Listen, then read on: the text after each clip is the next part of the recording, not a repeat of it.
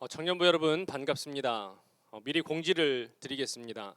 여러분도 이미 소식을 접해서 알고 있듯이 거리두기 단계가 조금 조정이 되었죠. 그래서 저희 교회 대예배실에서 약 50명이 예배를 드릴 수 있게 되었습니다. 현장 예배를 드릴 수 있게 되었습니다. 그래서 우리 청년부도 다음 주부터는 현장에서 다시 예배를 재개하도록 하겠습니다. 예배 시간은 변동 없이 12시 반입니다. 12시 반에 교회 현장에서 대예배실에서 함께 예배를 드리도록 하겠습니다. 사정상 참석 못하는 지체들도 있을 것입니다. 다 이해하고 괜찮습니다. 그러나 참석 가능한 지체들은 가능하면 함께 모여서 우리 서로의 얼굴을 마주 보면서 짧지만 교제도 나누고 함께 예배를 드리도록 하겠습니다. 자, 오늘 함께 나눌 말씀은 구약성서입니다. 구약성서 창세기 23장 1절에서 4절 그리고 17절에서 20절까지입니다. 본문이 두 곳인데 다 이어지는 연결 내용입니다. 해당 본문은 영상 하단부에 첨부해 두도록 하겠습니다. 여러분, 본문은 한 사람의 죽음과 관련해서 그 시작을 알리고 있죠. 죽음을 맞이한 사람은 그 유명한 아브라함의 아내 사라입니다. 사라의 죽음 앞에서 본문은 남편이었던 그 아브라함의 슬픔과 애통으로 시작이 되고 있습니다. 여러분, 본문 2절을 보십시오. 사라가 가나안 땅 헤브론 곧 기럇 아르바에서 죽음에 아브라함이 들어가서 사라를 위하여 슬퍼하며 애통하다가 사랑하는 아내를 떠나보내면서 아브라함이 슬픔과 절망에 빠졌습니다. 여러분, 아브라함에게 있어서 사라는 그냥 한 사람의 아내 정도의 의미가 아니었습니다. 여러분도 알다시피 하나님께서 아브라함에게 일방적으로 너는 너의 고향을 떠나서 내가 너에게 지시하는 땅, 그러니까 젖과 꿀이 흐르는 가나안 땅으로 가라고 하셨죠. 그때 그 약속을 함께 받은 사람이 아내 사라였습니다. 그리고 하나님의 그 약속을 따라서 가나안 땅으로 떠나서 사라가 죽기까지 무려 60여 년 동안을 의지할 가족 하나 없이 오직 사라, 아내인 사라와 함께 그 60년의 세월을 견뎌냈던 겁니다. 따라서 이 사라는 아브라함에게 있어서는 유일한 친구였고 또 하나님의 약속을 함께 받은 동역자인 셈이었습니다. 그런 아내 사라가 죽은 겁니다. 그 절망감이 얼마나 컸겠습니까? 하나님께서 아브라함과 사라에게 주신 약속이 두 가지였죠. 하나는 자손에 대한 약속, 또 하나는 땅에 대한 약속입니다. 자손은 하늘에 있는 별처럼 많은 자손을 주시겠다고 약속하셨고, 땅에 대한 약속은 젖과 꿀이 흐르는 가나안 땅에 대한 약속이었습니다. 그런데 그게 성취가 되었습니까? 아니죠. 물론 자손에 대한 약속은 대가 끊어지지 않고 여러분이 잘 아는 이삭 한 명을 통해서 그 명맥이 이어지긴 했습니다. 그러나 약속이 성취되었다고 말하기도 조금 애매하죠. 왜냐하면 하나님의 자손에 대한 약속은 하늘의 뭇별처럼 많은 자손들, 바닷가에 있는 모래알과 같이 많은 자손들에 대한 약속이었지 이삭 한 명에 대한 약속이 아니었기 때문입니다. 어쨌든 그렇게 이삭 아들 한 명을 통해서 자손에 대한 약속은 이어졌지만 땅에 대한 약속은 전혀 이루어지지 않았습니다. 아까도 말씀드렸듯 아브라함과 사라가 가나안 땅에서 하나님의 약속만 믿고 가서 60년 동안 사는 동안 단 한 평의 땅도 아브라함의 소유지로 확정된 땅이 없었기 때문입니다. 심지어 그 사라가 죽었는데 그 사라를 묻을 땅, 그러니까 매장할 땅 한 평도 아브라함에게는 없었습니다. 4절을 보십시오. 나는 당신들 중에 나그네요 거류하는 자이니 당신들 중에서 내게 매장할 소유지를 주어 내가 나의 죽은 자를 내 앞에서 내어다가 장사하게 하시오. 하나님의 약속만 믿고 아내인 사라의 손을 잡고 가나안 땅에 들어와서 60년이나 살았는데 그 사라가 죽을 때까지 가나안 땅 한 평도 소유하지 못했습니다. 그 절망감이 얼마나 배가 되었겠습니까? 그런데 오늘 본문의 후반부를 보면 그 절망이, 그 죽음이 거기에서 끝나는 것이 아니라 하나님이 주신 그 땅에 대한 약속의 성취를 위한 새로운 전환점이 되고 있음을 우리에게 시사하고 있습니다. 여러분, 본문 17절에서 20절입니다.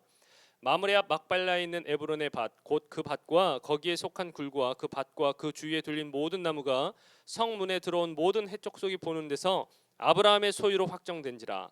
그 후에 아브라함이 그 안에 사라를 가나안 땅 마므레 앞 막벨라 밭 굴에 장사하였더라. 이와 같이 그 밭과 거기에 속한 굴이 헷 족속으로부터 아브라함이 매장할 소유지로 확정되었더라.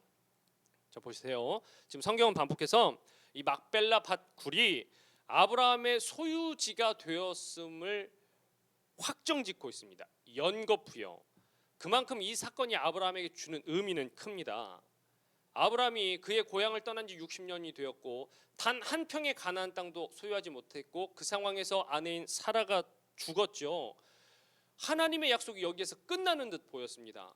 자손에 대한 약속은 이삭 한 명으로 어떻게 갔는데 땅에 대한 약속은 전혀 이루어지지 않았거든요. 그래서 하나님의 약속이 여기서 끝나는 듯 보였지만 그것이 끝이 아니라 오히려 사라의 죽음을 통해서 하나님의 땅에 대한 약속이 시작되는 지점임을 오늘 본문은 시사하고 있는 겁니다. 여러분 순우리말 중에 끄트머리란 말이 있습니다. 끄트머리는 두 가지의 의미를 담고 있죠. 하나는 일이 끝나는 시점이고 다른 하나는 일이 새롭게 시작되는 시점. 이 두 가지 의미를 합성한 말이 끄트머리입니다. 오늘 본문이 딱 하나님의 끄트머리 같습니다. 본문의 주제는 사라의 죽음으로 인해서 하나님의 약속이 끝나는 것이 아니라 오히려 사라의 죽음을 시작으로 하나님의 땅에 대한 약속이 성취되는 그 포문이 열렸음을 선언하고 있는 내용이기 때문입니다. 그리고 그 시작은 우리의 예상을 완전히 뒤집어 놓는 순간에 이루어졌죠. 사라의 죽음의 순간에 사라가 죽어서 이제 모든 약속이 땅에 대한 약속이 여기서 끝나는구나, 미래가 없구나라는 그 시점에 하나님의 약속은 거기서부터 다시 시작이 되고 있던 겁니다. 그래도 아직은 미약하기 그지없습니다. 하나님은 아브라함을 향해서 복의 근원, 즉 아브라함 자체가 복이 될 거라고 말씀하셨죠. 그런데 복이 조금 이상합니다. 자손에 대한 복, 그러니까 자손에 대한 약속은 겨우 이삭 한 명입니다. 그렇죠? 땅에 대한 약속은 겨우 아내 사라를 묻을 수 있는 아주 작은 무덤으로 쓰는 굴 몇 평입니다. 여러분 이게 복일까요? 아브라함이 과연 복의 사람 같습니까? 저와 여러분이 판단하는 우리의 가치관과 우리의 계산법으로는 지금 아브라함이 처한 상황은 절대 복이 아닙니다. 하지만 성경이 증언하는 복은 대개 이와 같은 방식으로 주어질 때가 많습니다. 아니 대개가 그렇습니다. 여러분 티끌모아태산이라는 말이 있죠. 티끌모아태산. 하나님은 처음부터 태산을 내놓는 분이 아니라 티끌을 주시면서 그 티끌을 통해서 태산을 보게 하시는 분이 하나님이십니다. 그게 하나님의 복입니다. 여러분 우리말 복으로 번역된 히브리말 바라크가 있습니다. 바라크. 이 바라크가 본래 의미가 번식해 나아간다는 뜻입니다. 그러니까 마치 세포가 계속해서 증식하고 번식하듯이 이 바라크, 이 복이라는 말에는 번식하다, 증식한다는 말이 있습니다. 이 말이 무슨 말이죠? 그러니까 복이 어떤 완성된 결과물로 턱하니 눈앞에 주어지는 것이 아니라 과정으로 주어진다는 말입니다. 증식하고 번식하는 과정으로 우리에게 하나님이 복을 주신다는 말입니다. 태산이 주어지는 것이 아니라 티끌로 주어져서 이 티끌이 번식하고 증식해 나아가서 태산처럼 되는 것, 그것이 복의 과정이라는 말입니다. 그러므로 오늘 본문은 이 티끌과 같은 자손의 복이었죠. 이삭과 땅에 대한 약속, 땅에 대한 복, 이 아주 작은 막벨라 굴, 비록 티끌처럼 보이죠. 이삭과 이 막벨라 굴은. 그런데 이 티끌을 시작으로 하나님의 약속인 자손과 땅에 대한 약속, 별처럼 많은 자손에 대한 약속과 젖과 꿀이 흐르는 그 풍족하고 넓은 가나안 땅에 대한 약속이 반드시 성취되고 말 것이라는 그 시작점을 알리는 것이 오늘 본문의 핵심입니다. 분명히 티끌 같죠. 이삭과 막벨라 굴은. 그런데 그 티끌을 통해서 이 티끌이 증식하고 번식해서 마침내는 하나님의 약속인 태산이 아브라함의 눈앞에 펼쳐질 것이라는 것을 하나님이 보여주고 계시는 겁니다. 사랑하는 청년 여러분, 하나님께서 약속하신 자손과 땅에 대한 복은 결국 성취가 되었습니다. 비록 아브라함 때는 아니지만 여호수아 때 그게 다 성취되지 않았습니까? 티끌처럼 주어졌지만 그 티끌이 하나님의 간섭하심과 일하심으로 증식하고 번식해서 태산이 되는 약속의 성취가 이루어진 겁니다. 저와 여러분이 절망을 느낄 때도 있죠. 때로는 좌절할 때도 있습니다. 그런데 이런 말들은 우리의 말이지 하나님의 용어가 아님을 잊지 마십시오. 여러분, 하나님에게는 절망, 좌절 이런 단어가 없습니다. 우리에게는 오늘 본문에서 이 사라의 죽음이 절망이고 그 죽음으로 모든 게 끝나는 듯 보이지만 하나님의 시점으로 보면 사라의 죽음은 오히려 하나님의 약속이 시작되는 끄트머리, 시작점을 알리는 전환점이 되었다는 말입니다. 혹시 지금 저와 여러분의 모습이, 우리 개인의 일이, 또 우리 가정의 일이, 내가 하는 일들이 마치 아브라함이 사라를 잃은 것과 같지는 않습니까? 성취보다는 실패와 절망감에 쌓이게 만들고 좌절하게 만들지는 않습니까? 그래서 여기가 끝인가 보구나, 우리 스스로 그렇게 결론을 내리지 않았습니까? 그것은 우리의 결론입니다. 우리는 끝났다고 하는 그 시점에서 끄트머리에 하나님은 다시 새로운 일을 시작하시는 하나님이시기 때문입니다. 여러분, 우리 그 하나님을 의지하며 살아갑시다. 저와 여러분의 손에 지금 아주 미약하게 들려있는 티끌과 같은 것이 있을지라도 여러분, 그것을 결코 초라한 것으로 바라보지 마십시오. 그게 하나님이 주신 것이라면 그 티끌이 저와 여러분의 눈앞에서 태산처럼 변하는 하나님의 복이 성취되기를 축원합니다. 우리 시간 함께 기도합시다.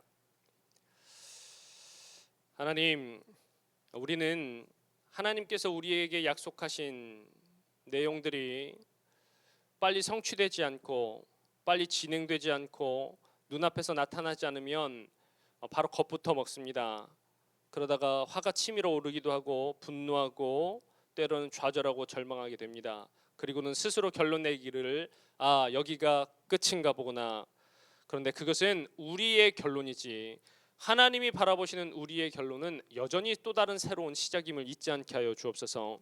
아브라함에게는 사랑하는 아내 또 사랑하는 동역자인 사라의 죽음이 끝인 것처럼 보였지만 하나님의 약속이 바로 그 끝나는 지점에서 새롭게 시작되었다는 사실을 우리로 오늘 본문을 통해서 깨닫게 하여 주옵소서.